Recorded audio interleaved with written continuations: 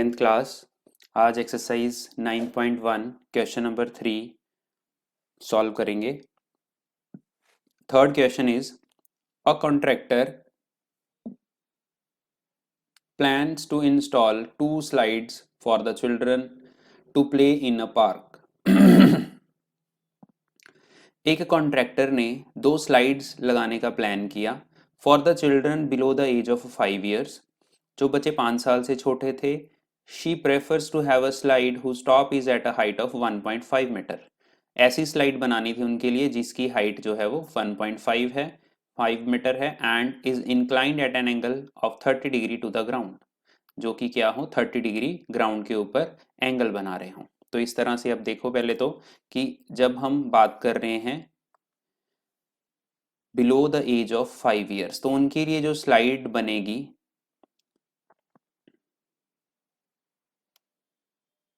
उसकी ये हमारे पास हाइट होगी। हाइट हम हमेशा परपेंडिकुलर लाइन से या स्ट्रेट वर्टिकल लाइन से रिप्रेजेंट करते हैं। ये हमारे पास स्लाइड हो गई। ध्यान रखना है कि स्लाइड की हाइट जो है वो हमेशा वर्टिकल लाइन से ही रिप्रेजेंट होगी। ये जो हमारे पास साइड है ये है हमारे पास length of the slide. There is a difference between length and the height, और ये हमारे पास हो गया ग्राउंड लेवल।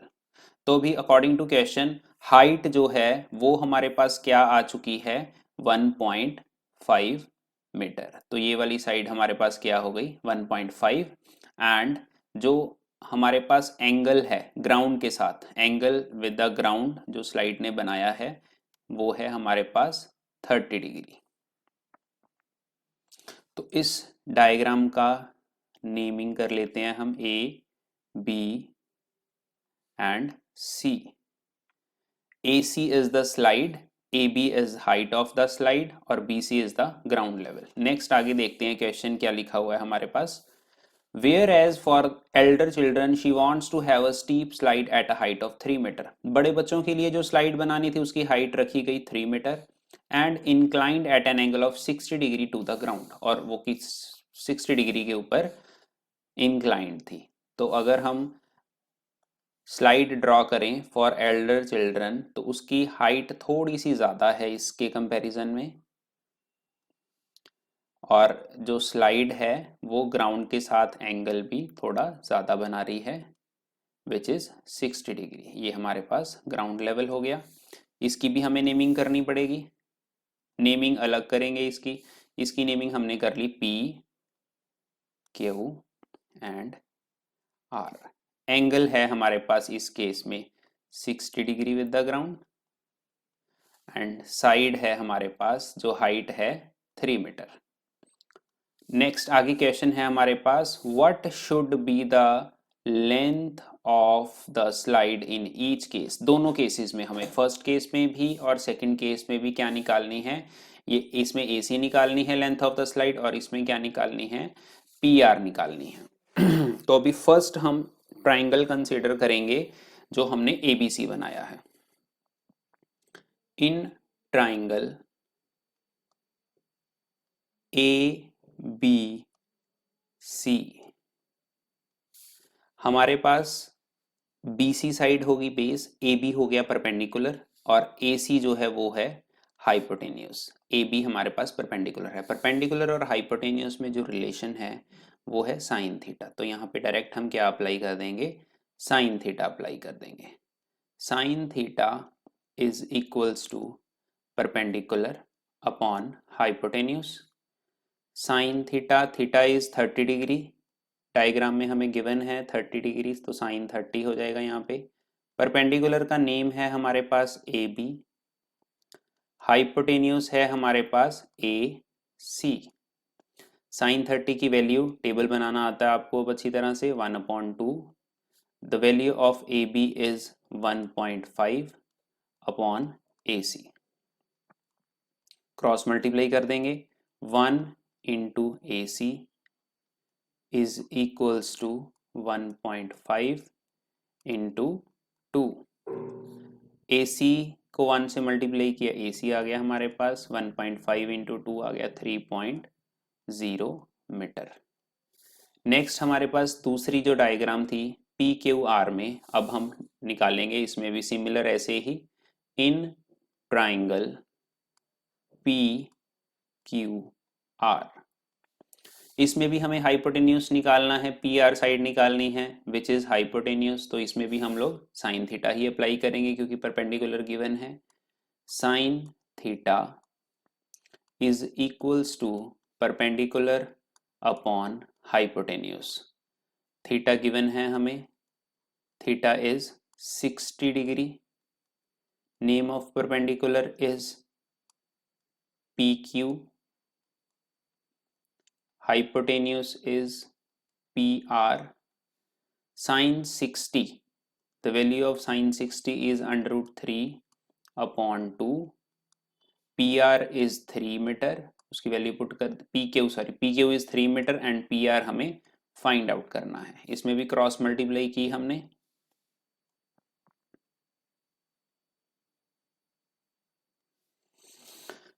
अंडर रूट 3 की मल्टीप्लाई हो गई PR से, 3 इंटू 2, पी आर की वैल्यू हमने निकालनी है तो रूट 3 जो है वो दूसरी तरफ डिवाइड में चला जाएगा, 3 इंटू 2 इज 6 अपॉन रूट 3, इसको हमने रैशनलाइज किया, under root 3 upon under root 3, तो ये हमारे पास क्या आ गया, 6 को रूट 3 से मल्टीप्लाई किया, 6 under root 3 upon 3, root 3 into root 3, 3 1 the 3, 3 2 the 6, therefore P R is equals to 2 under root 3 metre. ये हमारे पास दोनों केसेस में स्लाइड्स की लेंथ आ चुकी है, तो हमारे पास अब दोनों केसेस में आंसर किस तरह से राइट करना है, length of slide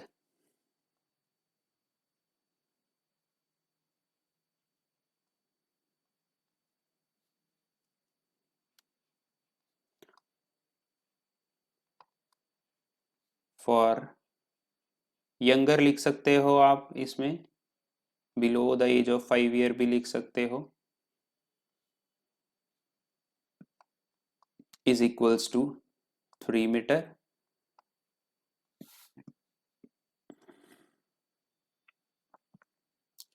length of slide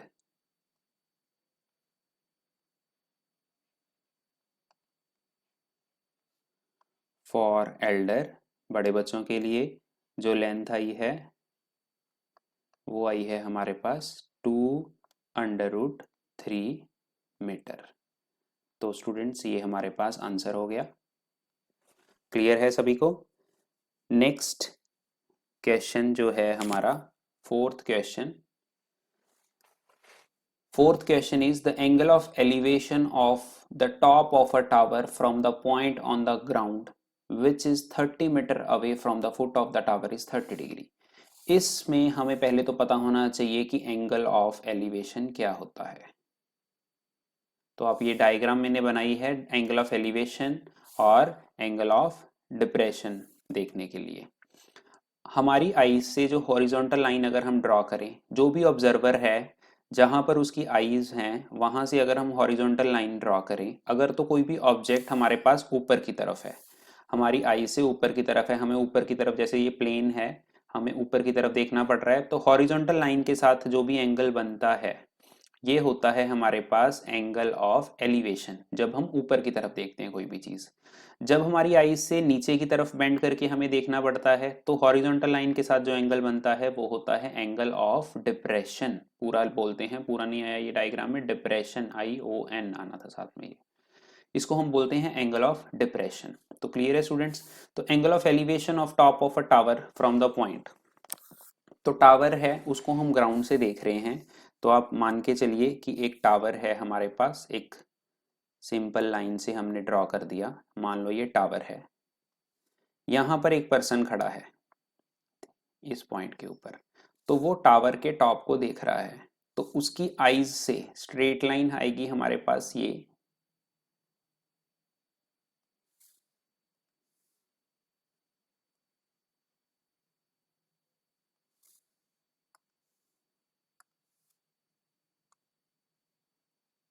ये उसकी आईज से स्ट्रेट लाइन हो गई और वो ऊपर की तरफ देख रहा है, टावर का टॉप देख रहा है, तो उसकी आईज से जो एंगल बनेगा, एंगल ऑफ एलिवेशन आएगा ये वाला।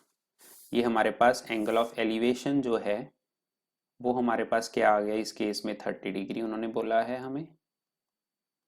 क्वेश्चन में था angle of elevation of the top of a tower from a point on the ground which is 30 metre away from the foot of the tower. ये जो पॉइंट था जहां पर एक पर्सन खड़ा होके ऑब्जर्व कर रहा है, वो टावर के फुट से कितनी दूर था, 30 मीटर फर्स्ट लाइन के अकॉर्डिंग। तो ये हमारे पास साइड आ गई 30 metre. Find the height of the tower, हम इसकी नेमिंग कर लेते हैं A B C. Height A B is tower, तो यहाँ पे चाहे स्टार्टिंग में हम मेंशन भी कर सकते हैं A B is a tower.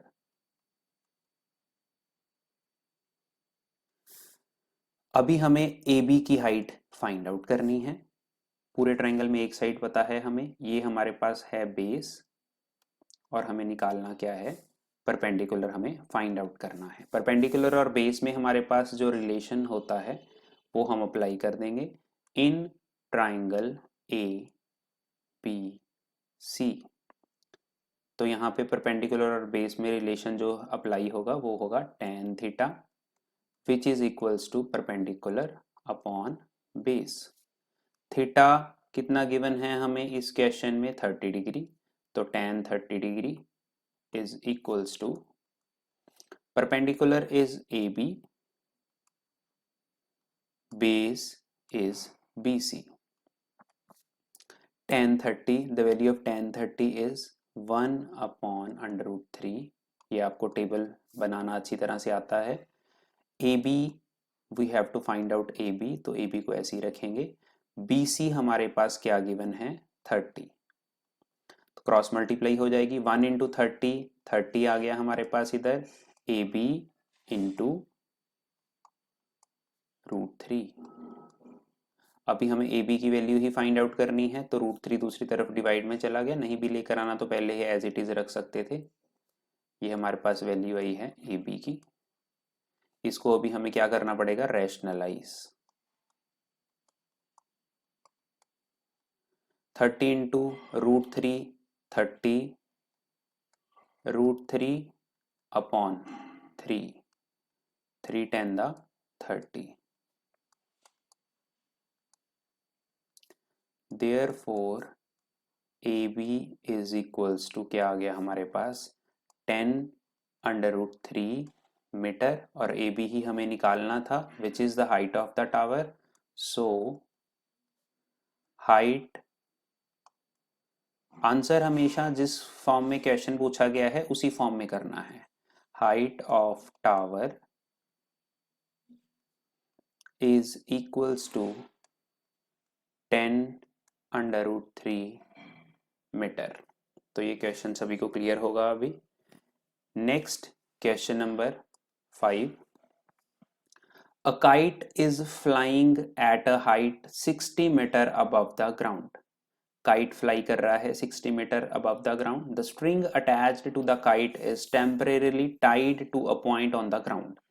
कहते जो उसके साथ स्ट्रिंग अटैच थी, जो एक डोर बांधी हुई थी पतंग के साथ, वो हमने ग्राउंड के साथ टेम्परेरीली बांध दी। द इंक्लिनेशन, अब देखो डायग्राम अगर हमने बनानी है, एक काइट फ्लाई कर रहा है, काइट अभी स्ट्रेट तो होता नहीं है हमारे पास, ये मान के चलो एक काइट फ्लाई कर रहा है हमारे पास,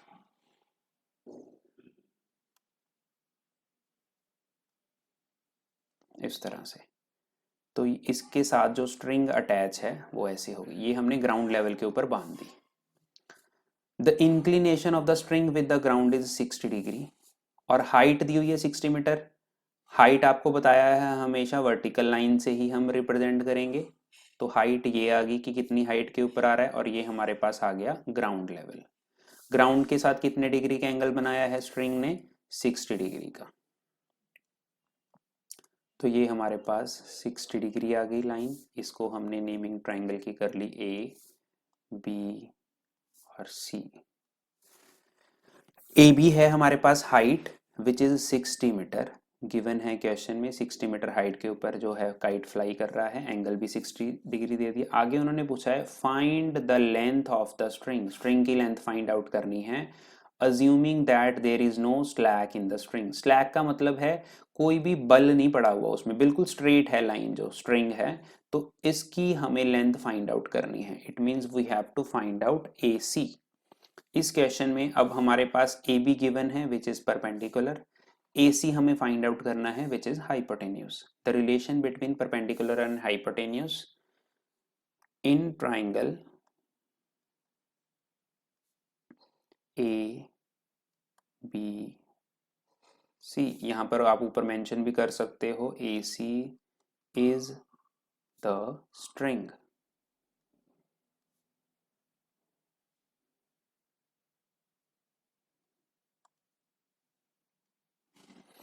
ABC ट्राइंगल में अब हमें परपेंडिकुलर और हाइपोटेन्यूज में रिलेशन अप्लाई करना है, तो क्या लिखेंगे हम, sine theta is equals to perpendicular upon hypotenuse. Theta is 60 degree, therefore we will write sine 60 is equals to, the name of perpendicular is AB and hypotenuse is AC.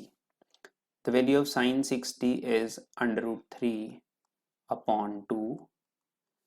AB is 60, AC हमें find out करनी है, यहाँ पर cross multiply under root 3 into AC is equals to 60 multiply by 2. 60 into 2 is 120, root 3 भी इधर आ जाएगा, हमें AC की वैल्यू फाइंड आउट करनी है। अब इसको रैशनलाइज करना पड़ेगा। रैशनलाइज कब करते हैं, जब भी डिनोमिनेटर में रूट वाली टर्म हो तो हमें रैशनलाइज करना पड़ेगा। मैथ्स में हम डिनोमिनेटर वाली टर्म में रूट नहीं छोड़ते। 120 under root 3 upon 3, 3 4 12, 0 40 under root 3 हमारे पास वैल्यू आ गई AC की। देयरफॉर क्वेश्चन में पूछा गया था जो उसी फॉर्म में आंसर देना है हमने, लेंथ ऑफ स्ट्रिंग